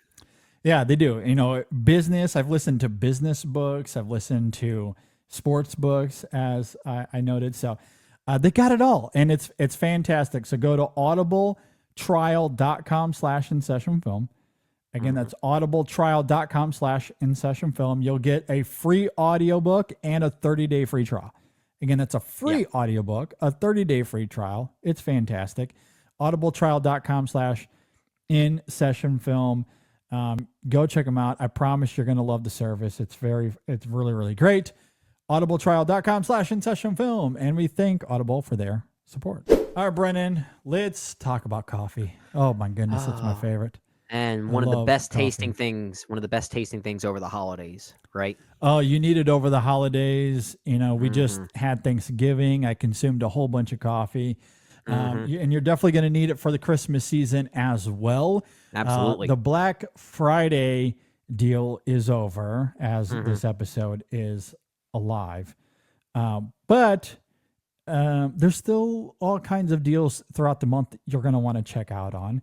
And they have some great coffee that you're going to want regardless of the discounts, because we're talking about specialty grade coffee. This is your premium gourmet coffee, the best of the best. They take extra steps to ensure that the quality is just that much better than the competition.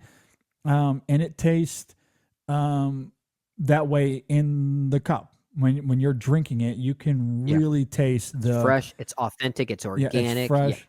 Yeah. Absolutely. It's Also like ethically sourced, very important ethically as sourced. That's very, very important to them. Fair trade coffee, if that's something that you're into, they certainly have that as well. And it's roast to order. So, you place your order, it's shipped to you in 2 days, and you know that it's fresh. They just roasted that coffee. It's fan-freaking-tastic. It's the best. Yeah. So go to coffeecult.com. That's coffee with a K, cult with a K, coffeecult.com. At checkout, use our code ISF24. Again, that code is ISF24, and you'll still get 15% off. So, it's Absolutely. not Black Friday good, but that's still a good discount. That's still a deal. Still a It's deal for still a some deal. great tasting coffee. So yeah, get 15% off your order there. The holiday blend. Go check out the holiday blend. It is the absolute best. So many Absolutely great love it. flavors there. The Sumatra is probably my favorite, although I do also love the bourbon dark roast, the bourbon aged It's barrel so dark good. roast. Oh, so good. Yeah. A lot of great stuff. Coffeecult.com. The code is ISF24, and we thank Coffee Cult for their support. I know we're going on a little long here, but Well, that's our review of before- MOANA 2, everybody. Yeah, before It's not good. We did not end like the it at show all. this week. We're gonna talk a little Oscars, a little awards season here, because our own Shadan Larki, our awards editor in chief at InSessionFilm.com, she has posted her Oscar predictions, and I want to talk about some of her predictions here. So if you go to InSessionFilm.com/Oscar-predictions, you can see her predictions there. There's also an awards tab on our menu on our website. If you just hover over that, you'll see Oscar predictions there. Now we don't have time to go category by category here, so I just want to kind of talk broadly about Shadan's predictions here and have a conversation about this year's award season, how we see it shaping up, and where things might lead as we get to Oscar nomination morning here in about a month's time. I guess about a month and a half as we are recording this. So on the whole, I want to start here. Okay. Her 10 for Best Picture: Honora, The Brutalist, Conclave, Dune Part 2, Sing Sing, Wicked, Emilia Perez, A Complete Unknown, A Real Pain, Nickel Boys. Out of those 10, the only film I have not seen is A Complete Unknown. That one I could see being a major player. It's clearly trying to set itself up to be right with a Christmas release. Oh, yeah. And it'll definitely play in the acting categories, I feel like. For sure. Yeah. So it's a great prediction. I think what she has here, I think that is a really interesting lineup. I do think at the end of the day, I think she's pretty close here. The two that are interesting to me is A Real Pain and Nickel Boys, because I don't like those aren't, I would say, Best Picture nominees 15, 20, 25 years ago.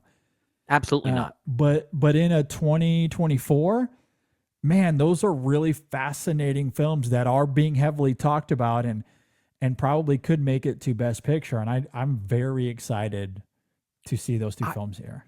I think the 10 that she has make a lot of sense. I'm with you as far as movies like A Real Pain and Nickel Boys, but I think we're just maybe a little bit early in the process. I think those are two films, especially Nickel Boys. I think the conversation is awaiting to say the least.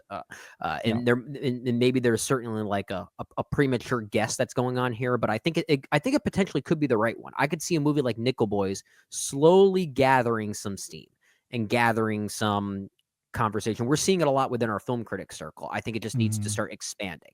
But I think the evidence is there that it could start doing that. So I would not be surprised at all if these are the 10 that we ultimately see. And I think Shadan's also right on the money as far as her ranking is concerned. I think the conversation definitely seems to be most around Honora and the Brutalist right now.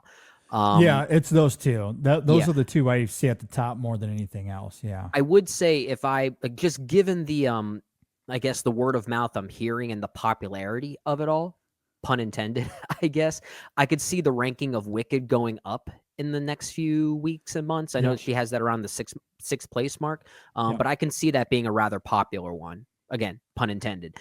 So I think that one's I think that one's almost guaranteed at this point. Wicked. I think Wicked is as well. Like I can't recall because I was looking at it a few days ago, but our good friend Matt Neglia, I'm fairly certain in his 10, he has Wicked in his top 5. I think around 4 or 5. So, I think you're right. I think that's a film that will probably climb the ranks, maybe be more of a player. I mean, because it's obviously going to get nominated in many other categories. I don't know if it'll make director, and maybe that's why Shadan has it there at 6. Because director is probably not really a reality for that film. So if it's not in director, or if it's not in screenplay, how much of a chance does it really have for Best Picture? I assume that's where she's leading toward there. But yeah, I do think Wicked is obviously going to be a big player. When it comes to Best Picture, the one film I do want to note here, I have seen a lot of discussion and even some predictions for The Seed of the Sacred Fig. Now, is that ultimately going to end up as the 10th film there? Perhaps. That could certainly be the case. But I also want to note this, because not only have I seen that film being talked about, I've seen it in predictions for being in the 10, but I've also seen its director being talked about as far as maybe cracking the 5 for director. So that's one to keep an eye out on. And I've seen The Seed of the Sacred Fig.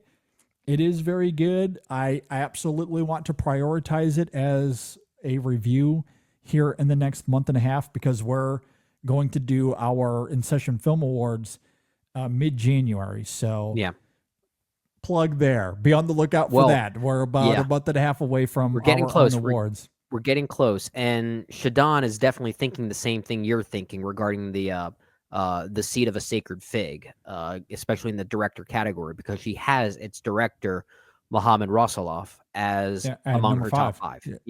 This tends to happen a lot with regard to the Oscar nominations, especially in Best Director. Best Director is always the one where there's one nomination that takes us off guard, right? And I feel like this could be that slot for something like The Seed of the Sacred Fig. I could potentially see it for maybe Ramel Ross for Nickel Boys if that film starts to gather more steam. I know some people think Coraline Forja for The Substance could potentially get in there. I think that film is, as the weeks go on, I think that film is slowly getting buried. I'm not sure if The Substance is going to be as recognized as it was, let's say, at Cannes. I agree. For instance.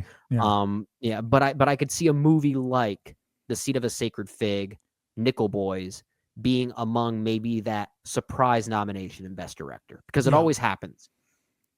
It does always happen. I think you're absolutely right on there. And I think Shadan is close, if not right on the money, because I think Brady Corbet is very much in there. Sean Baker, of course, Jacques Audiard. I think those are absolutely conclusively in the 5. Now, she has Edward Berger for Conclave at number 4. I'm not sold on that one. That's the one I'm curious about. Now, I could see that absolutely happening. I don't necessarily think she's wrong. However, I think because of what you're talking about, there being some sort of surprise factor, especially internationally, that's what we've seen over the last 10 years. I think Russelov absolutely has a great chance of being that director this year. My only question with Shadan's 5 here, it isn't Mohamed Russelov. I think it is Edward Berger and Denis Villeneuve. I think Villeneuve might be kind of jump into the 5, but for Edward Berger, like I would maybe flip flop those two. Yeah, I'm glad you bring that up. I think if anything, and I know there's not really any agenda when it comes to the Oscar nominations, but sometimes you almost feel like there could be, and how they try to deviate the nominational wealth, if that makes sense. Yeah. I feel like Conclave is a movie that's more going to get recognition for its screenplay more than anything else. So that's why I'm a little bit unsure about Edward Berger getting in for Best Director. Yeah. I feel like you're onto something, that maybe that last spot there will be reserved for who was the best technician of the year, as far as who directed the best technical achievement. And that could be a Denis Villeneuve. Yeah. I've also heard rumblings that it could be Ridley Scott for Gladiator 2 as sort of like Wouldn't that be something? Well, I've heard a lot of people say that. I'm not sure if I buy it, just given the film that he would be nominated for, Gladiator 2 specifically. But I mean, we have seen the Academy go that route in trying to nominate someone in director as sort of like a lifetime achievement award if they haven't won an Oscar yet. And Ridley Scott has not won yet. So no, he hasn't. Yeah, that's true. That maybe that's a possibility there too. It could be a possibility, and I wouldn't be surprised if the industry is higher on that film than you and I are, because that's another film that, somewhat circles back to our earlier conversation. I don't think it looks the greatest. I think it's fine. I think it's better than something like Wicked, but I'm not wowed by that film's craft necessarily, especially when you compare it to something like Denis Villeneuve. Now, where I'm wowed by Gladiator's craft is, again, what we talked about in our review, where Ridley Scott just does things for showmanship reasons, and that's it. Like, just because he can and he doesn't give a damn. He is still a good director. Yeah, absolutely. Like, that's where I love him in that film. I think if you want to argue craft for craft's sake, I think Dune Part 2 is a far cry from Gladiator 2 in that regard, in terms of better quality. I think that film outdoes Gladiator 2 by a country mile. Yeah. I don't necessarily disagree with that either. However, to your point about Conclave is probably the leading contender for adapted screenplay.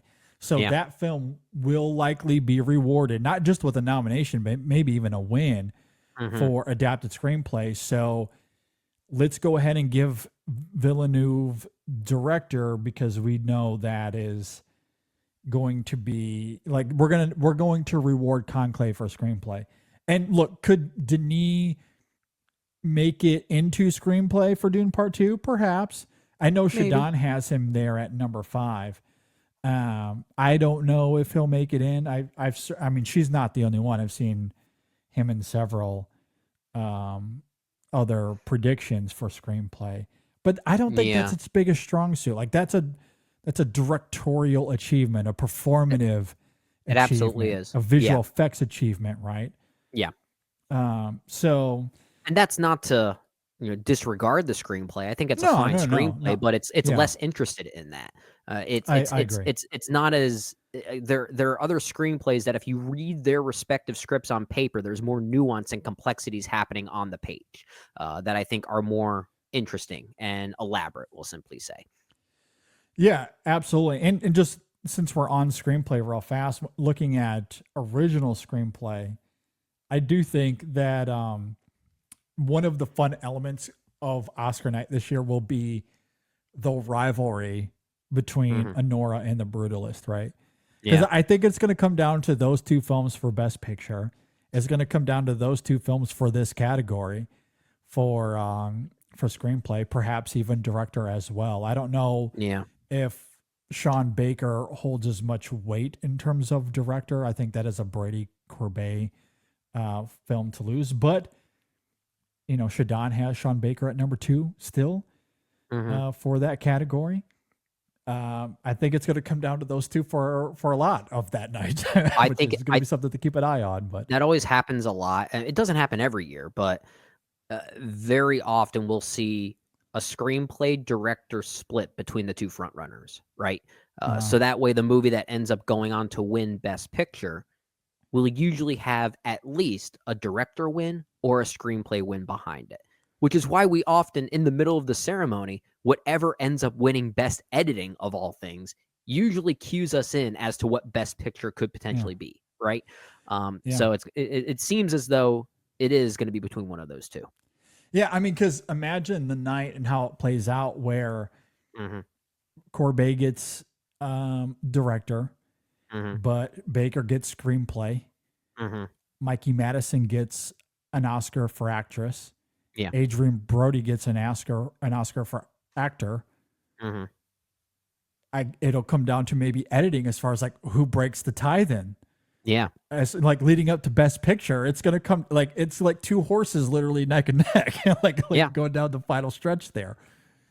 And editing and it'll be fun if editing goes to something like Dune Part 2 and it's not The Brutalist or Anora. I would love to see that because then they're actually rewarding the right film for editing. Or I agree. Yeah. What could buck that tie or buck that trend if we shift gears a little bit and look at some of the acting categories that Shadan has as far as predictions? She actually doesn't have Adrian Brody as the front runner for Best Actor. Well, she has him close. I feel like he's at 2, I think. Yeah. Yeah, but I think most people would agree it's between Adrian Brody and Coleman Domingo for Sing Sing. Yeah. I still wonder if Ray Fiennes has a place there. For Conclave? I think that's a 3-horse race. I think Ray Fiennes is very much in that conversation.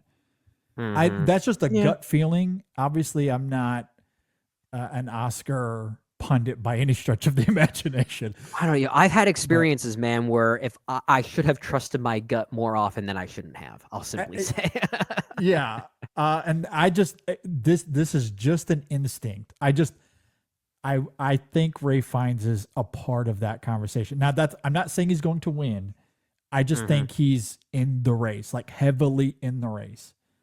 So again, if we're talking about 3 horses coming down the stretch, neck and neck, I think Ray Fiennes is very much there. Even if he's slightly in third, I think he's closer than he's further behind.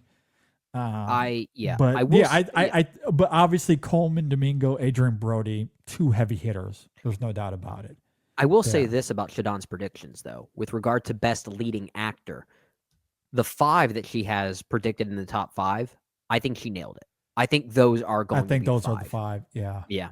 No, I agree. I don't even think as it's much close. as I would love Sebastian Stan, but not for The Apprentice. Oh, for a different man, absolutely, for a different movie. A different movie, exactly. Yeah. So, but if Stan can get recognized in any way, shape, or form, I guess I'll take The Apprentice if that's what people want to vote for. But man, he is unreal in A Different Man. It's interesting to see the comparison here between Best Leading Actor and Best Leading Actress, because there's an other story happening here and how competitively stacked Best Actresses this year. It is a category. It is a category, my friend.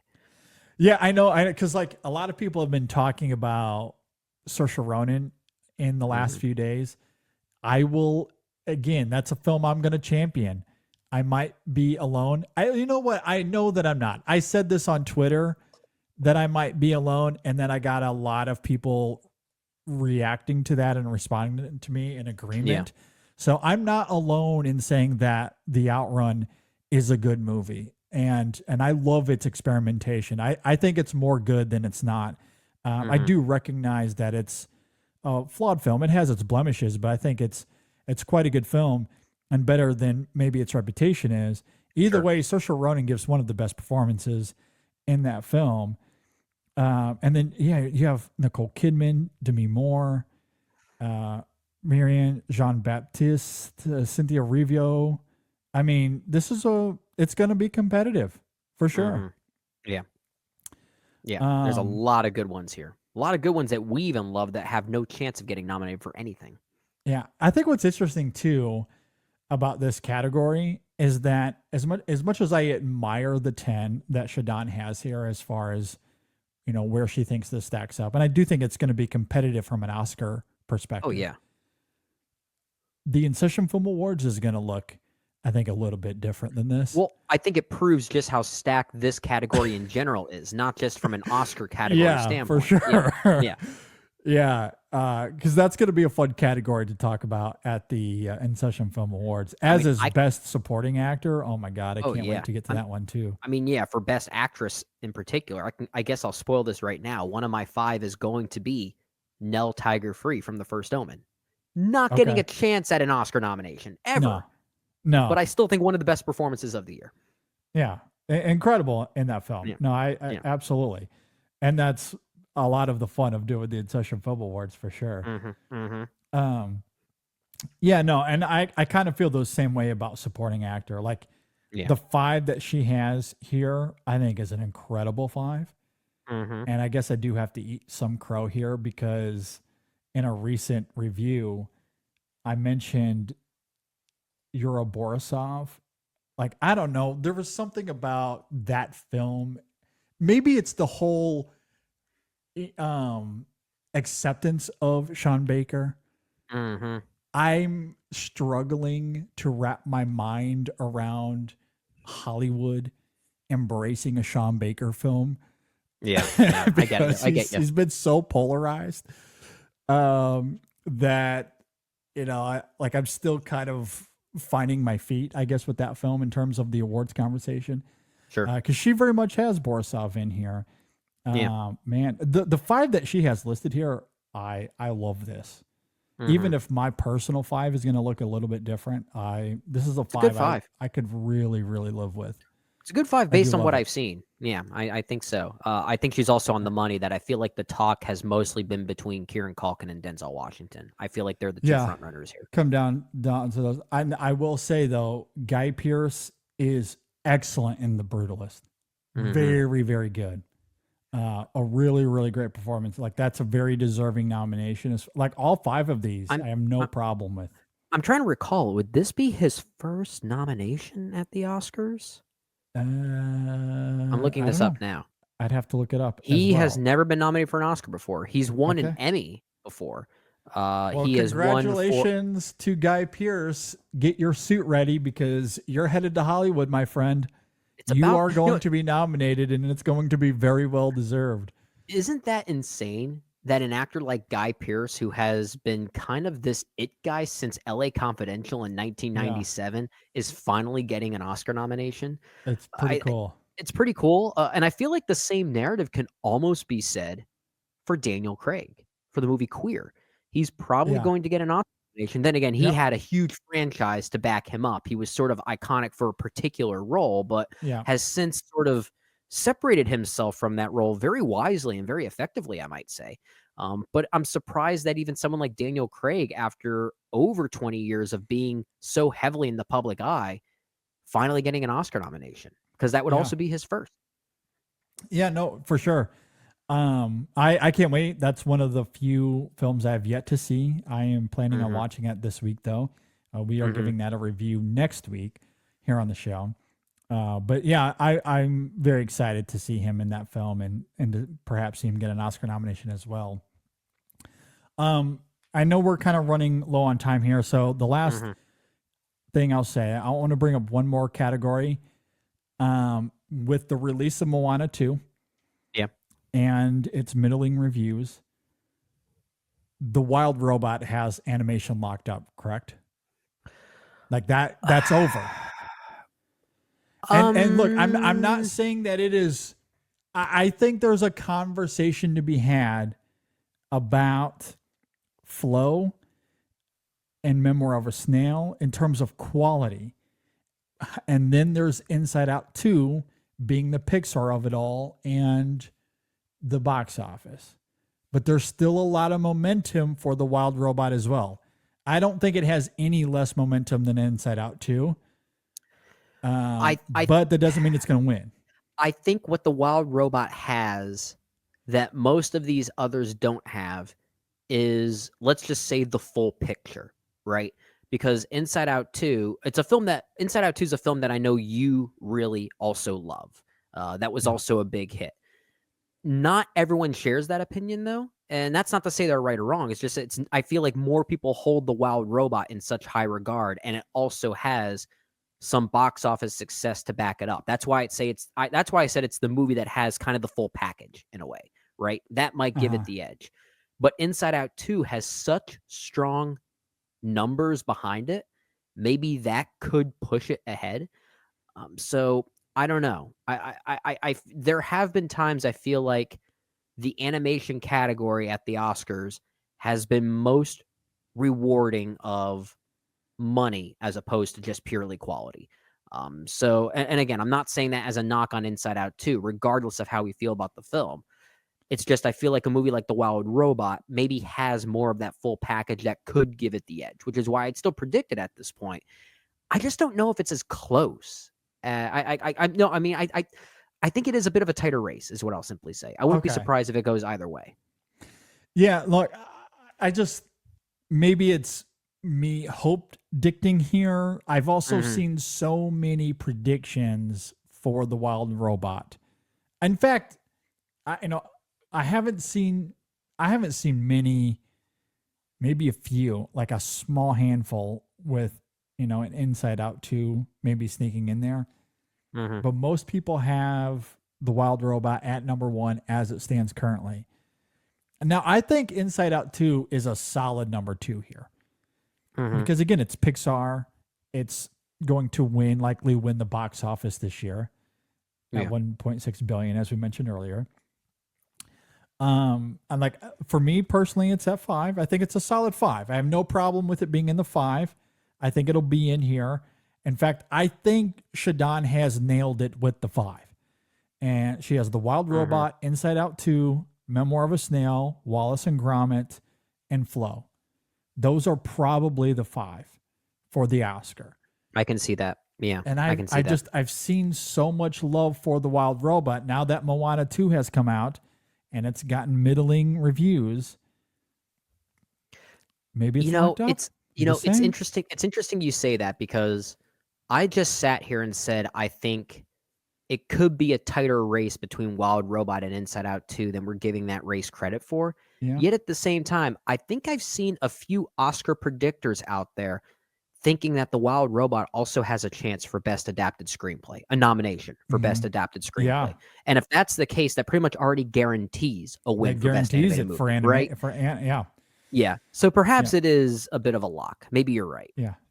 And score. I've also seen it in score as well. I think it absolutely has an opportunity for both of those. Yeah. Now, the score element of it could be a hope diction on my part. I don't know. But I look at Shadan. Shadan has Chris Bowers at number 5. Yeah.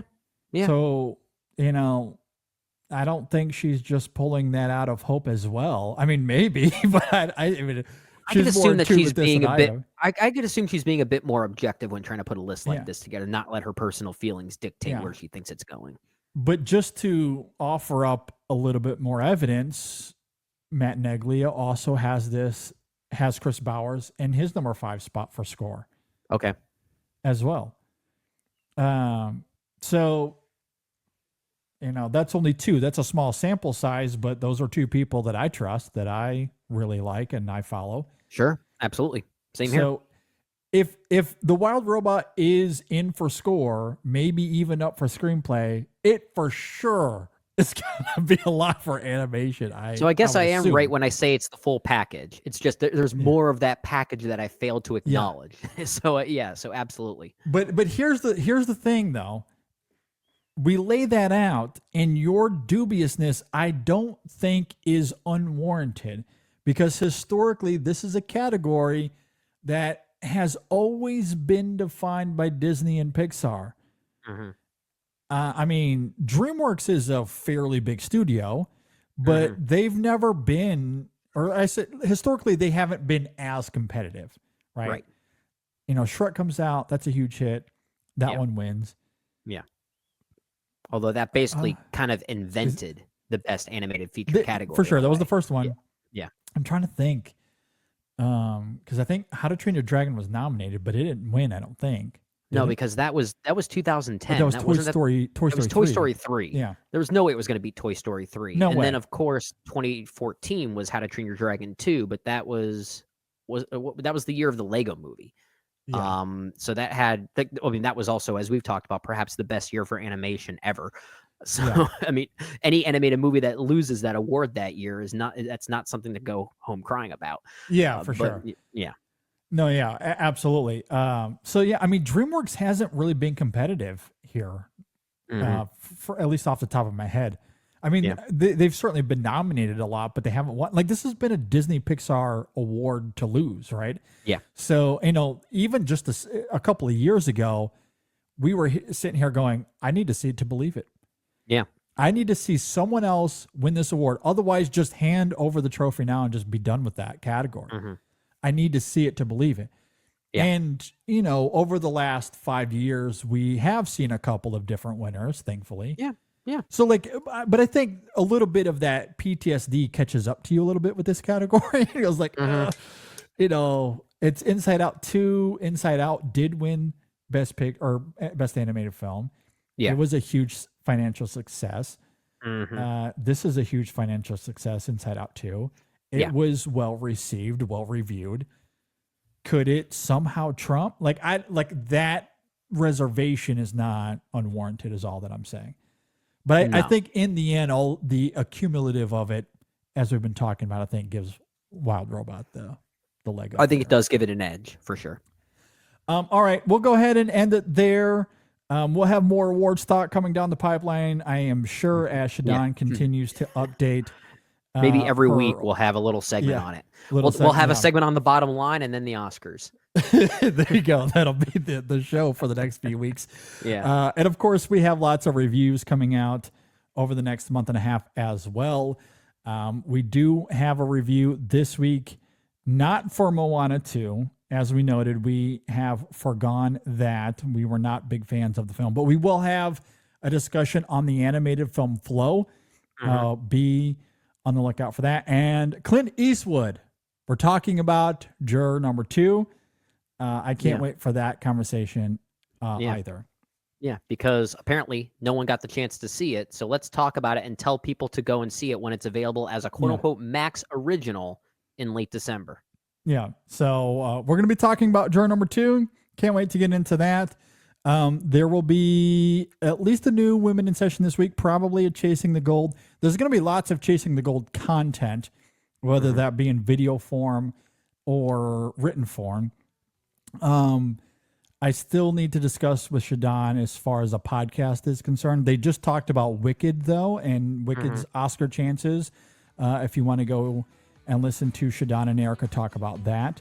But they'll certainly have more podcasts coming down the pipeline soon as well, as Shadan continues to update her Oscar predictions on the website. Yeah. So with all of that said, again, as usual, be sure to follow us on social media, Facebook, Twitter, Instagram, Blue Sky.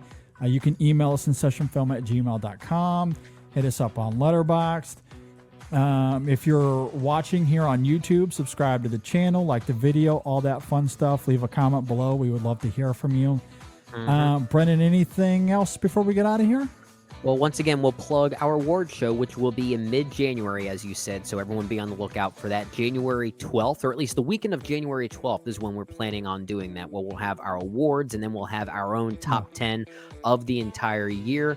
JD and I have been doing a lot of catch-up, which means leading up to that, we may have a few additional catch-up episodes to give at least some thoughts for some of these films that don't quite have the space for a full review. I've caught up with a few that we won't be giving full reviews to simply because the time is well past, but there are going to be a few additional surprises, I think, given the way that the year has been going. So I look forward to that. Yeah, it's going to be fun. Yeah, I can't wait to see how the year kind of ends up. It's going to end up being, I think, a little bit of a different year than normal, or at least the last few years. Yeah. I certainly cannot wait to talk about that. Now, the last thing I want to say, we didn't have time to talk about it, and I had a whole thing prepared that I really did want to talk about. Yeah. Because there was an interview where Russell Crowe talked about his Gladiator 2 idea. This is something we mentioned in our Gladiator 2 review, or at least Brendan brought this up. And Russell Crowe was talking about that script from Nick Cave and what he wanted to do. And the soundbite was really fun. I wanted to play it here and talk about it, but we ran out of time. Maybe we can get to that at another date. But I wanted to bring that up here. You can go to Twitter and search for the soundbite. It was really fun, and it's exactly as Brendan laid it out to be, and it's absolutely wild. And it was just really fun to hear him talk about how crazy of an idea it was. It's amazing. I would love to see that version of that movie. Yeah. At any rate, with all of that said, thanks for listening, everybody. Thanks for watching. We'll see you next time on the InSession Film Podcast. And go Blue. Still can't believe they won that game. And don't see MOANA 2.